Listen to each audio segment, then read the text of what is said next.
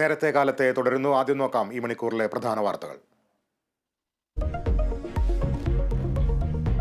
ബജറ്റിന്മേലുള്ള പൊതുചർച്ചയ്ക്ക് ധനമന്ത്രി ഇന്ന് നിയമസഭയിൽ മറുപടി പറയും. വിദേശ സർവകലാശാല വിഷയത്തിൽ വ്യക്തത വരുത്തിയേക്കും. മനുഷ്യ വന്യജീവി സംഘർഷങ്ങൾ തടയാൻ നിയമ ഭേദഗതി വേണമെന്ന് കേന്ദ്രത്തോട് ആവശ്യപ്പെടുന്ന പ്രമേയം അവതരിപ്പിക്കും. UDF ഏകോപന സമിതി ഇന്ന് തിരുവനന്തപുരത്ത്. ലോക്സഭാ തെരഞ്ഞെടുപ്പിനുള്ള സീറ്റ് വിഭജനം പൂർത്തിയാകും. കണ്ണൂരിൽ കെ സുധാകരൻ മത്സരിക്കണമെന്ന ആവശ്യം ശക്തം. സുധാകരൻ മത്സരിച്ചില്ലെങ്കിൽ സീറ്റ് വിട്ടുനൽകണമെന്ന് മുസ്ലിം ലീഗ്. കണ്ണൂരിൽ മയക്കുവെടി വെച്ച് പിടികൂടിയ കടുവ ചത്തു. ജഡം പൂക്കോട് വെറ്റിനറി മെഡിക്കൽ കോളേജിൽ പോസ്റ്റ്മോർട്ടം നടത്തും. വേലൂർ മഖനിയെ പിടികൂടാനുള്ള ദൗത്യം തുടരുന്നു. ദൗത്യം നീളുന്നതിൽ പ്രദേശവാസികൾക്ക് ആശങ്ക.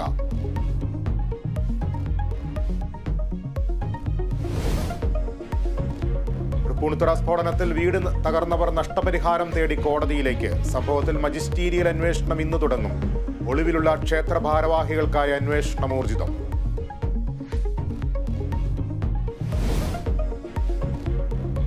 ഇന്ന് ലോക പ്രണയ ദിനം. നഷ്ടപ്രണയത്തിന്റെയും സഫല പ്രണയത്തിന്റെയും ദിനം ആഘോഷമാക്കി ലോകം.